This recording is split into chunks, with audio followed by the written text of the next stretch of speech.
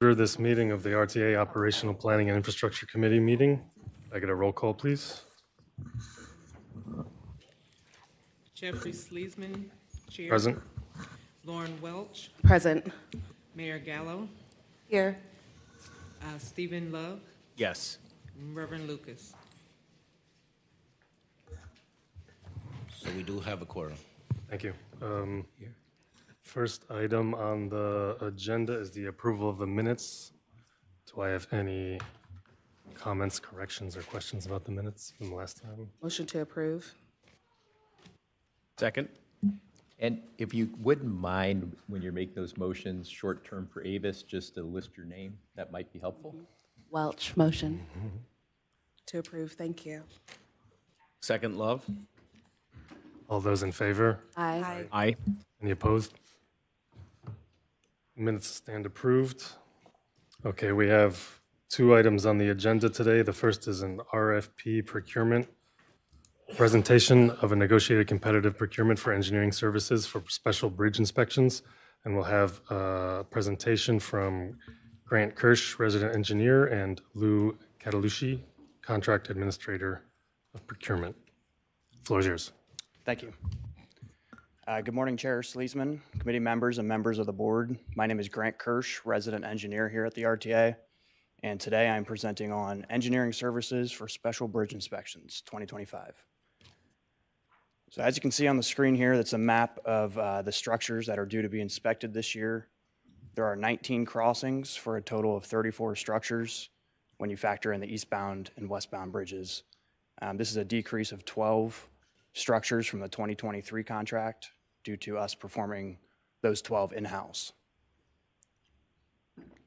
The objectives of this project is to perform hands-on inspection of steel tension non-redundant members, STEN members, and this will meet federal requirements by providing a biennial STEN inspection program.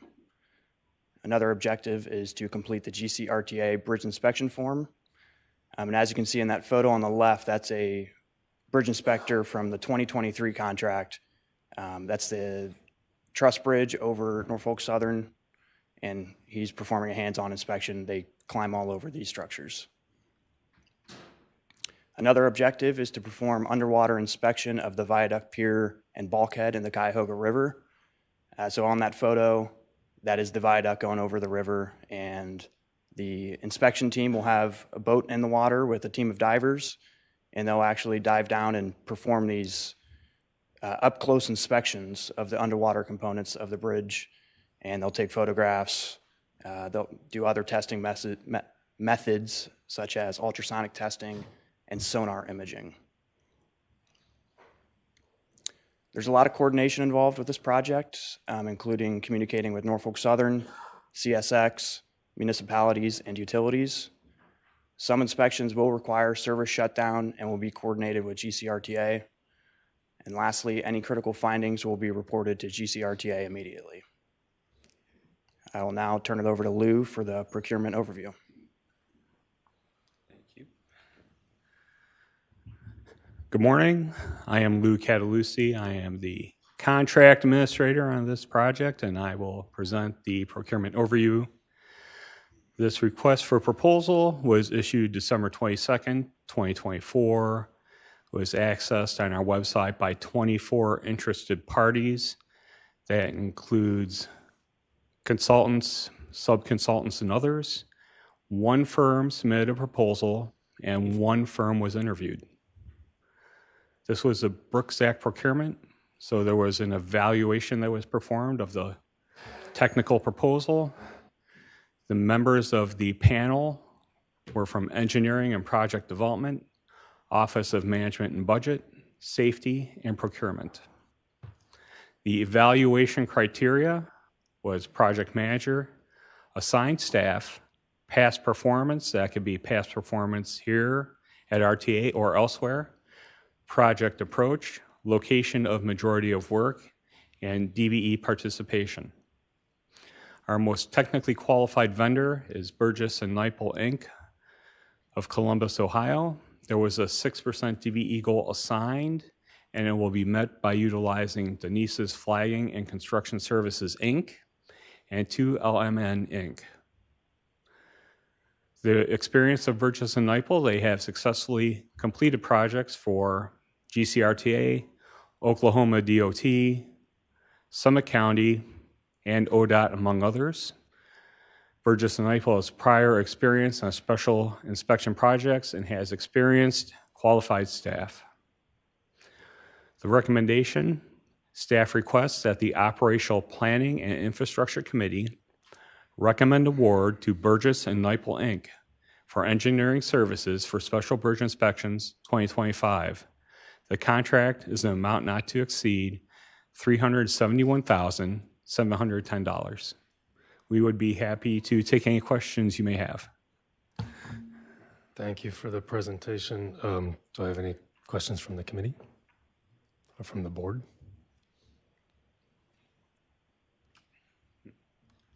Yes, I have one question.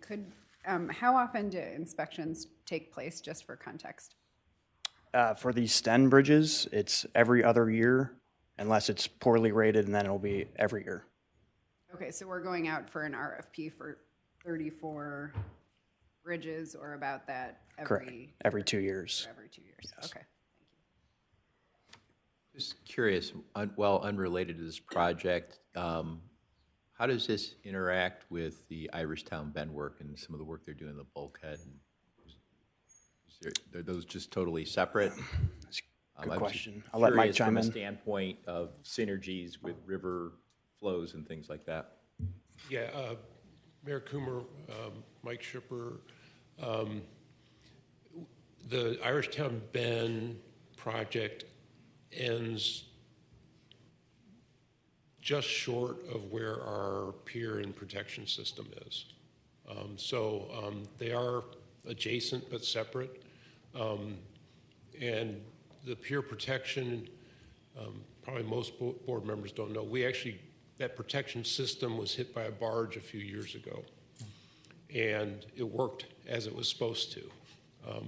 The protection system, withstood all the hitting of the barge. It has been rebuilt, and it's in very good condition, but we're still going to keep inspecting it like we're supposed to. Recently, you may have heard about the Key Bridge and the NTSB report that came out, and there's 4 bridges along the Cuyahoga that are listed, and ours is not one of those because we have a really good protection system that was rebuilt a couple of years ago. But the Irishtown Bend work begins just north or downstream of that location. Are there any other questions? I have one quick question. There was only one proposal received. Do we have any idea as to why there weren't more? Is it just the size or special nature of this, or do we not know? We did a survey with the engineering firms that normally propose on other projects, and the prevailing reason that was given is they had a lack of inspectors in this area who could inspect the large number of bridges that we have, considering the other contracts that they have to do inspections. Okay, are there any other questions from the committee or the board? If not, I will move to bring this to the full board for approval. Do I have a second? Second Welch. All in favor? Aye. Any opposed? So that will pass on to the full board for approval. We have one more presentation. We have an RFP procurement, presentation of a competitive negotiated procurement for on-call schedule and cost control services. And the presenters will be Kathleen McGurvey, Engineer Project Manager, and Jen Martin, Contract Administrator. Floor is yours.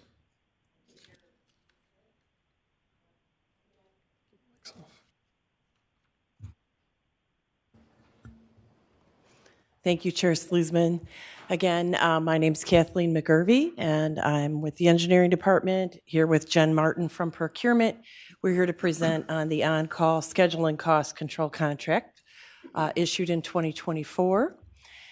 The purpose of this project is to perform schedule analysis and for progress and for impacts due to construction elements, as well as to provide cost control and cost estimates needed for projects. The work will be by task order and will not exceed $200,000 over a 24-month duration. Here's a list of some potential projects: the Warrensville Van Aken Station reconstruction, East 79th Street Station reconstruction, the Flyover Track Bridge, Brook Park Rail Shop modifications, any of the rail car projects for that may use this, and any other projects.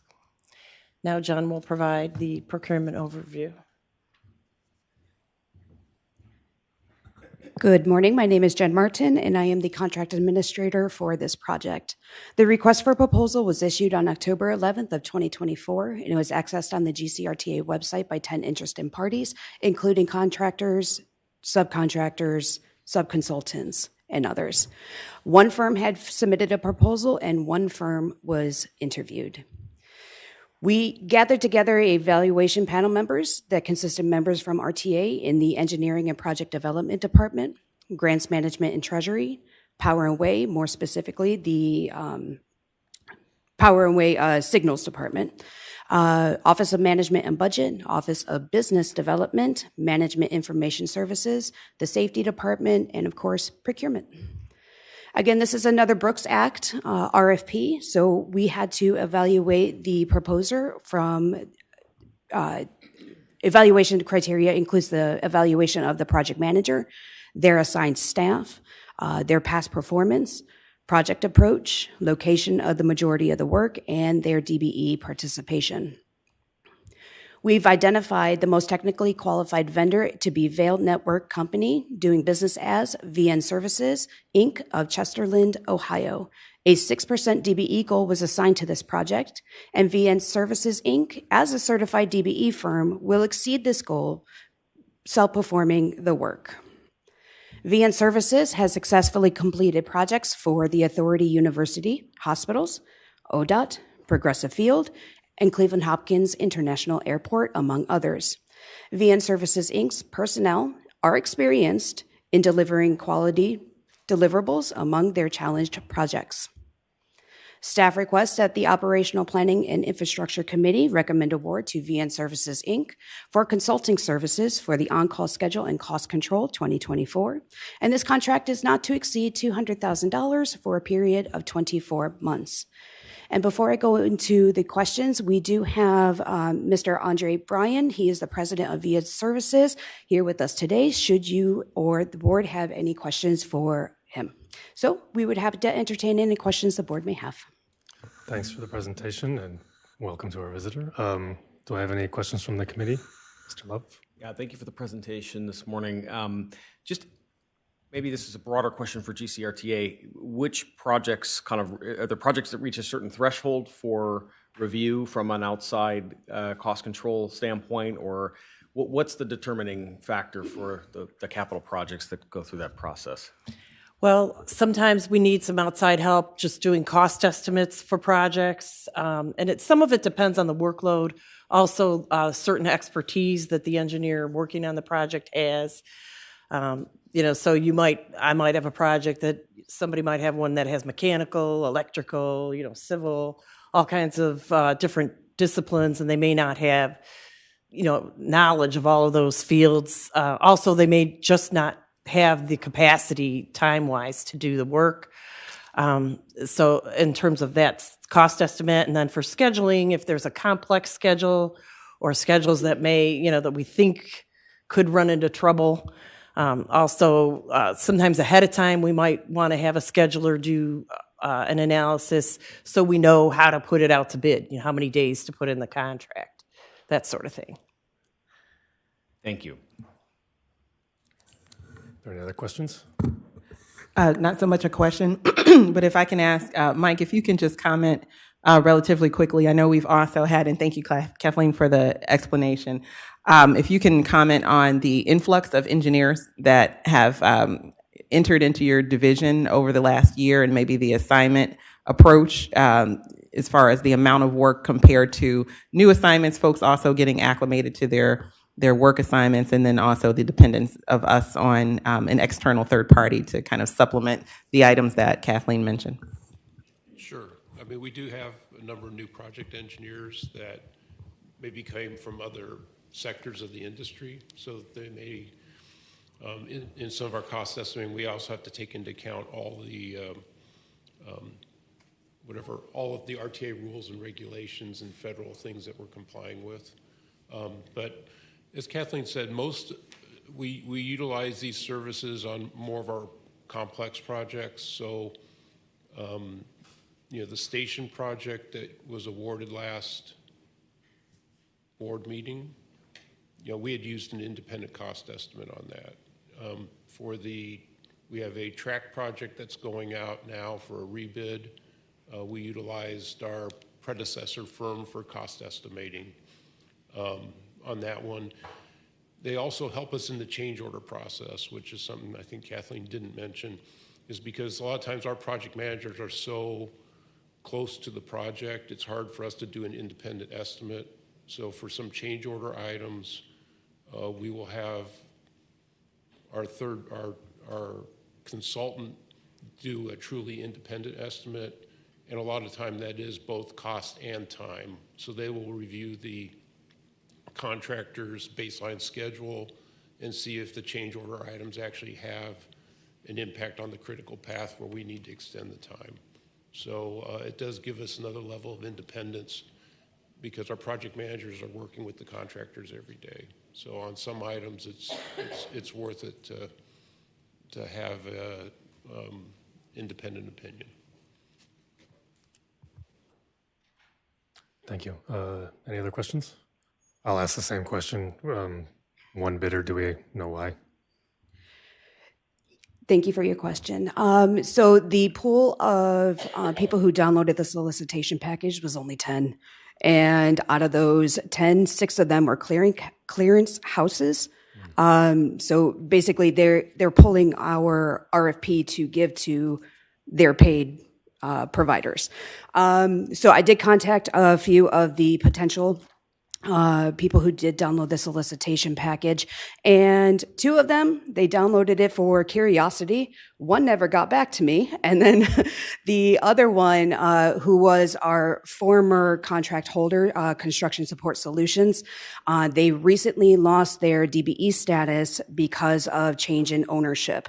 So they did write me a very eloquent letter stating that because they lost their DBE status, they don't feel confident that they could kind of rally up a firm that has a DBE status and provide the quality deliverables that they once did for us. So they did said that they are going to take this time in transition to build those relationships with the DBE consultants and utilize them next contract when the contract comes up for bid next time.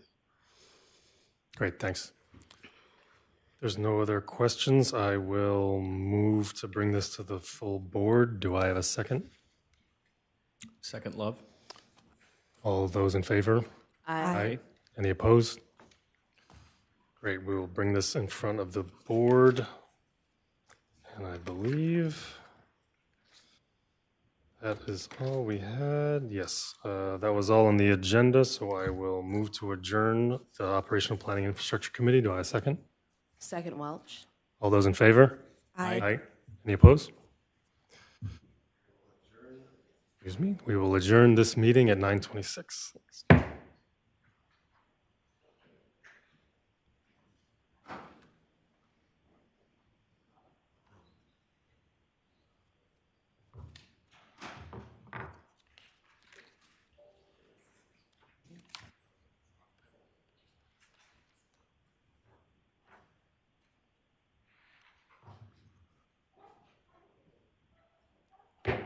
Morning.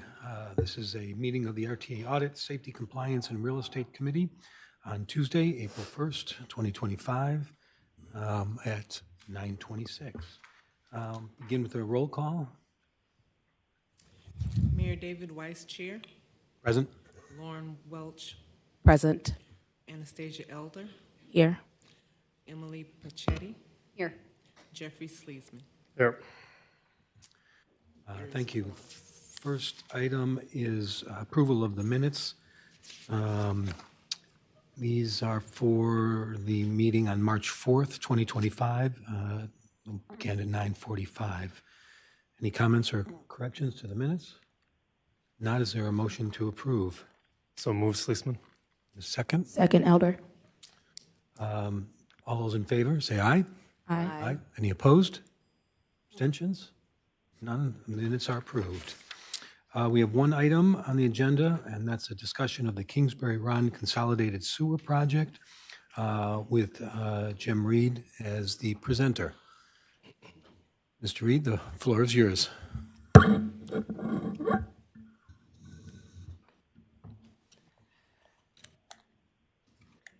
Good morning, Mayor Weiss, members of the committee, and members of the board. My name is Jim Reed. I'm the property manager here at RTA. I have also with me Don Tarka, Associate Counsel, in the event we have some questions in the legal realm later on in this presentation. We are here to discuss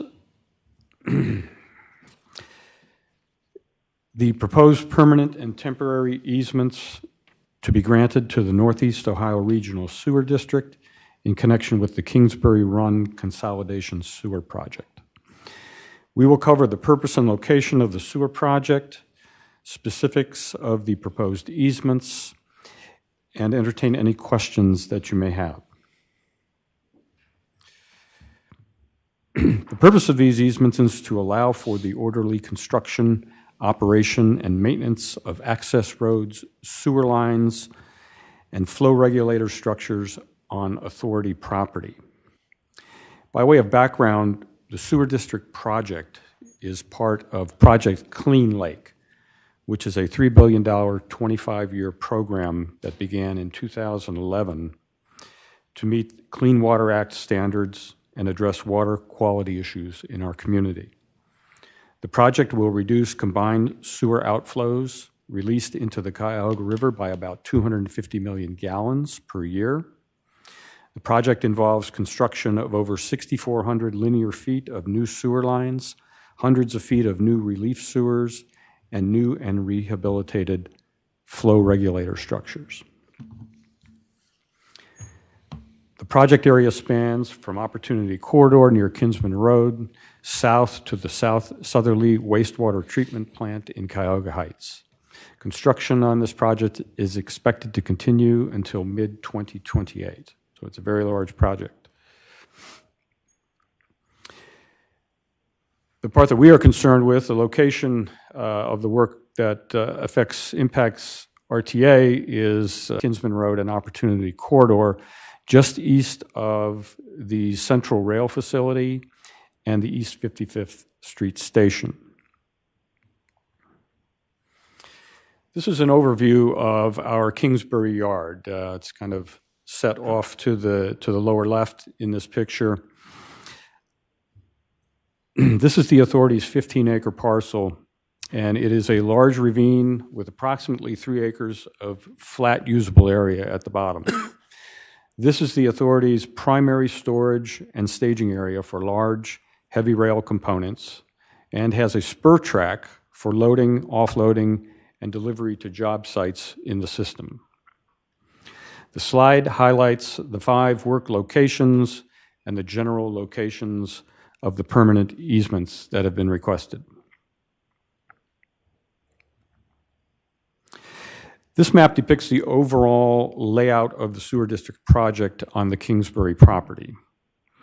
The legend is the key thing here. The dark blue line kind of appears a little bit of a purple shade there. The dashed line, that's our property line. The red line designates the extent of the construction area. The green area depicts the permanent easements that are requested, and the yellow areas are the temporary easements, which are for laydown and storage areas. We will look at each of the segments of these easements and their purposes later on in this presentation. Just to back up a little bit, an easement, of course, is a legal right to occupy or use another's property, another person's land for a specific purpose. These will be memorialized in legal documents that are placed in the public land records of the county. The sewer lines, which are depicted here, you can see one, it's the vertical green and blue line at the bottom of the picture.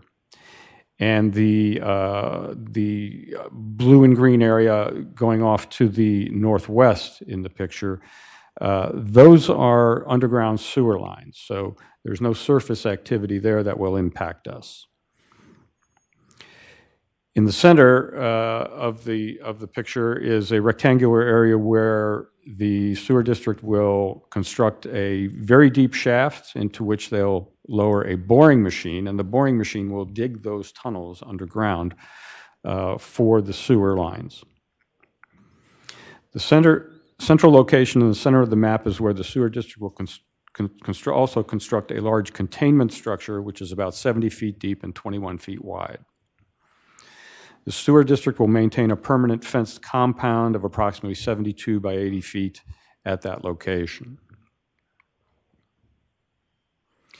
The other permanent easement of note is at the Grand Avenue entrance to the Central Rail facility.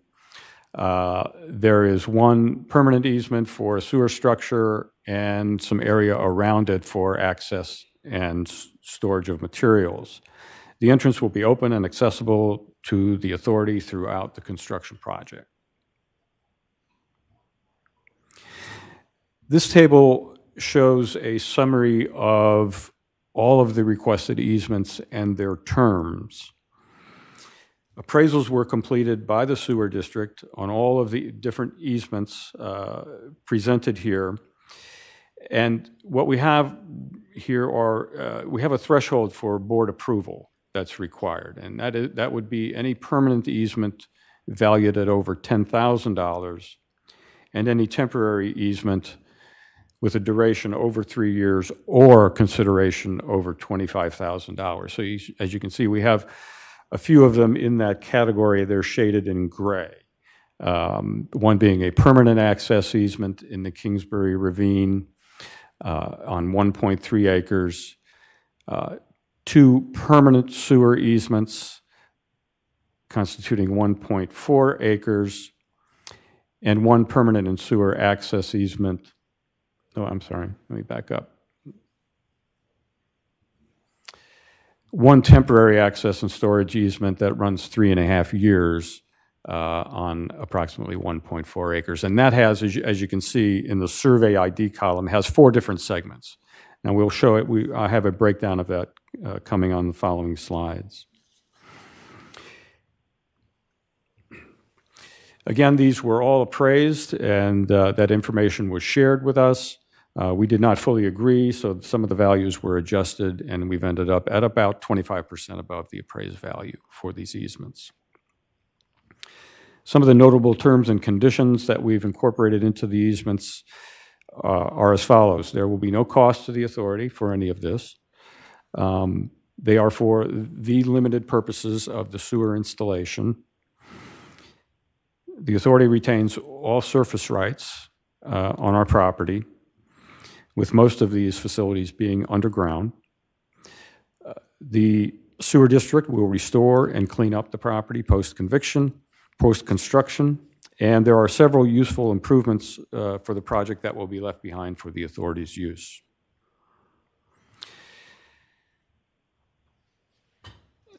The next slide shows some of the actual locations of the easements to be approved here today. This is P1, permanent sewer easement. It's on the northwestern end of the property near the Opportunity Corridor Bridge.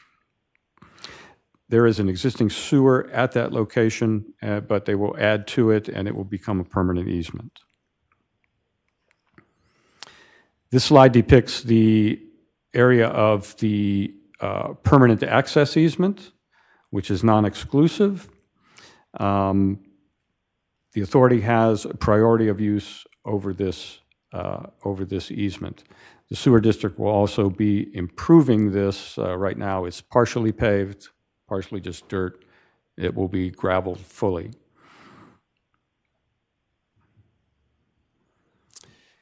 The other permanent easements, this is the location I mentioned earlier where the shaft and the containment facility will be located. One permanent sewer easement and a small permanent surface and sewer easement. This is the location where the large shaft and the retention structure will be built. The next four slides depict the location of some of the other easements in the project. These are mainly to provide access to the construction zones for material storage during construction. The first one here depicts two temporary easements around the main work area. These are two temporary access and storage easements around the first area we looked at to the northwest of the site.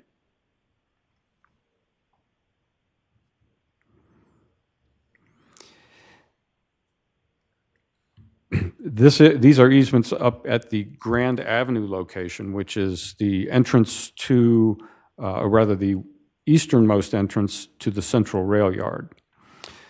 This is a small 2,500 square foot permanent easement and some temporary easements around it providing access. This has all been worked out to assure free access of GCRTA vehicles around that construction area and into the central rail facility.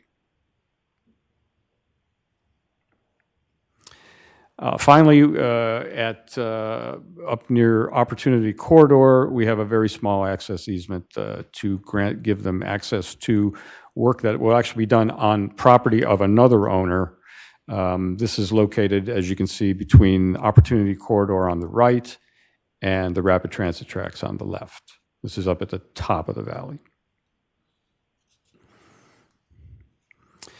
The permanent improvements that will be left behind after this project include a widened apron at our East 71st Street entrance. A new fence and gate will also be constructed there. The access road will be improved, and the large laydown area depicted in yellow near the center of the photograph will also be gravelled, and that will be left. And this is the primary area where Power and Waste stores a lot of these materials. Our recommendation is staff requests that the committee refer and recommend this matter for approval of two permanent easements and one temporary easement to the Northeast Ohio Regional Sewer District for the construction, operation, and maintenance of surface and underground facilities in connection with NEORSD's Kingsbury Run Consolidation Sewer Project. And we're available to take any questions. Thank you, Mr. Reed. Thank you. Congratulations on making something that's looks very complicated, a little more understandable. Questions from the committee of the board? Ms. Welch. Go ahead. Thank you for that presentation. I was wondering if any of this maintenance and operation and construction will delay any of the rail or the services that we have throughout the duration of this project? No, it will not. Okay. Go ahead. Yeah, this yard is primarily storage and staging for RTA's materials. They can be loaded on the spur track and sent out to job sites. So there's really no rapid traffic coming in through this area. That's great to know. And if there's any damage to our property in the midst of this maintenance and things like that, who occurs some of that cost? Do we share that, or is that mostly on Northeast Ohio Sewer District? No, each of the easements that we have negotiated, and we're going to, we have, you saw on the chart, we have 7 different documents. We've negotiated terms into those requiring the sewer district to restore the property at the end of the project. Okay, thank you. Well, I have a few questions. That covered a good handful of them. I know that you had mentioned that the sewer district will be charged with any post-work maintenance or cleanup that needs to be done. To the extent that there's ongoing maintenance or something happens, are they still responsible for any damage or anything that might arise that's related to the easements? Yes, they are. It's their responsibility once they've begun the project. If I can maybe go back to that slide. In the easements, we've defined the work areas, and it's all outlined in red here, so they have to stay within those bounds.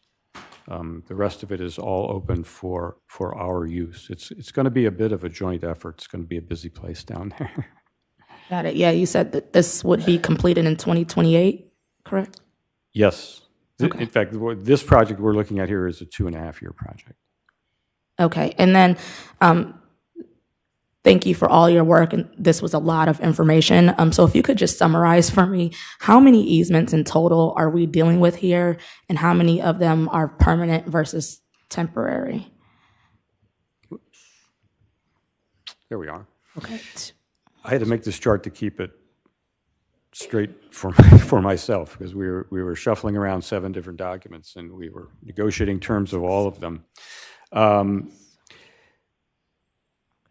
We've identified these by parcel number, but if you look in the location column, that gives you an idea from the maps where these are located.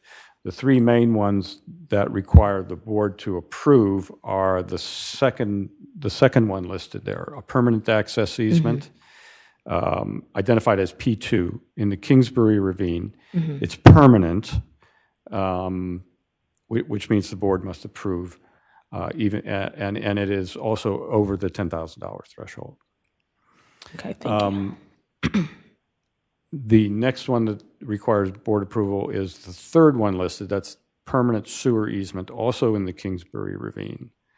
And those are the 2 P1 and P. Whoops.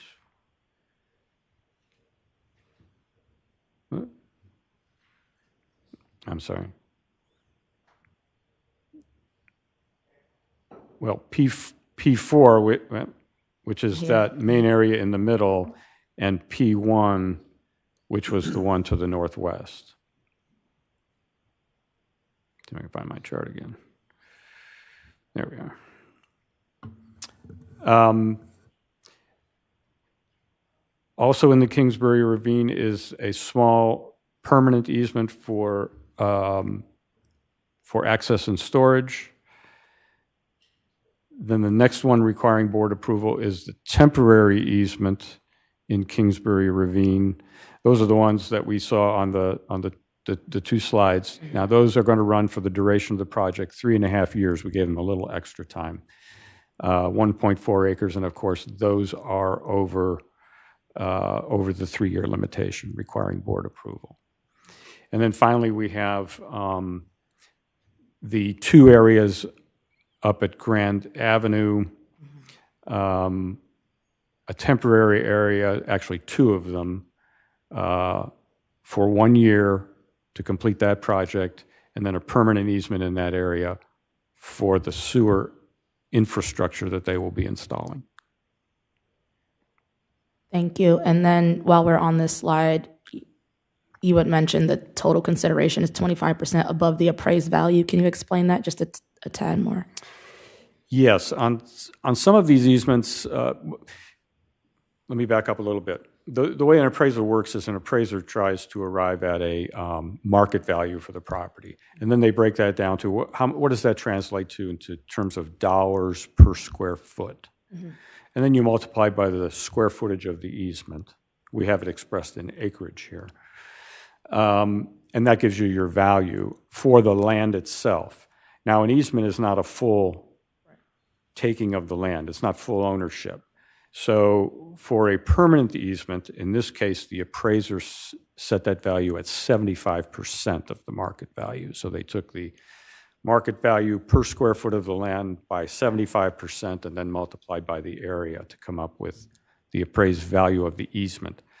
Temporary easements were valued at about 25%. of the land value, since the possession of our property is only going to be for a short period of time. On review of what was really going to happen on the ground, there were a few of these areas where it was determined that while we retain the surface rights, we will kind of be excluded from those areas. It doesn't really reduce the workable area that we have in the ravine for our material storage. However, in my view, it constituted a full taking. So we went back to them and taking the position that that should be valued at closer to 100%.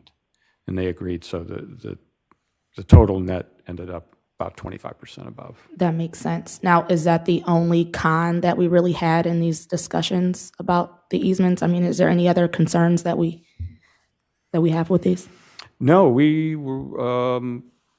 have pretty much all the protections that we wanted in terms of priority of use of our access road, non-interference with RTA operations, and then, of course, restoration of the property, except for the items they're leaving behind, right, to have it all cleaned up at the end of the project.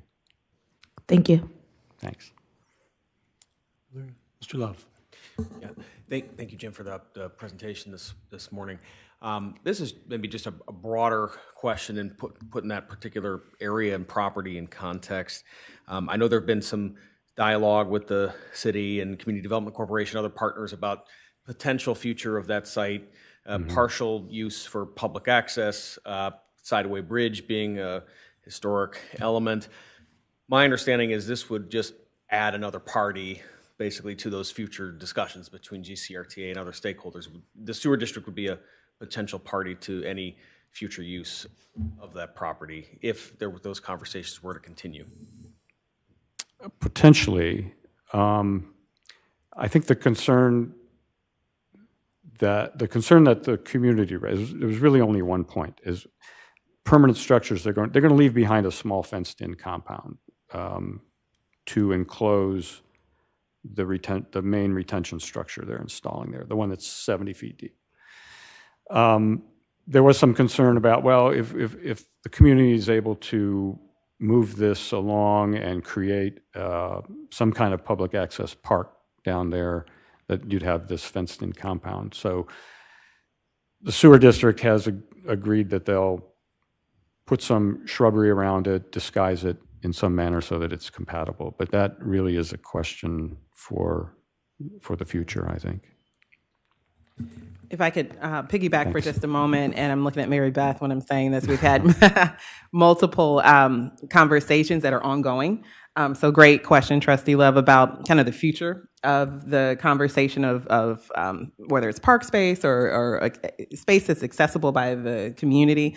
Those are all kind of TBD, but the conversations are ongoing between us, the sewer district, also some of the developers in that neighborhood that are interested in kind of reviving it for historical purposes.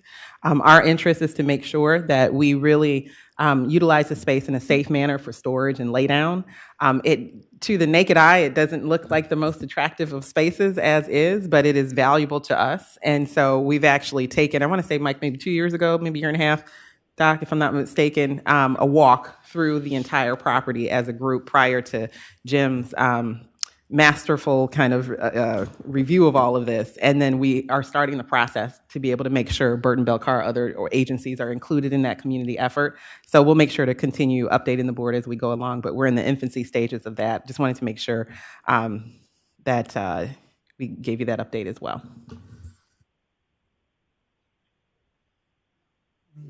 Further questions? If not, I'd entertain a motion to forward this matter on to the full board. Is there such a motion? So moved, Pachetti. And a second? Second, Elder.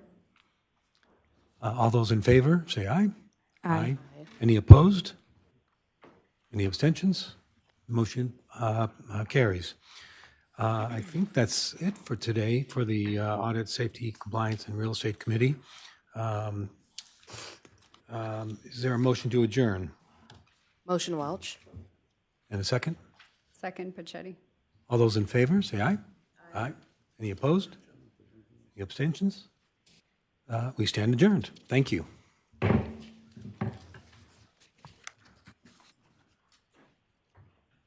I think I'm still up with the rest of the board.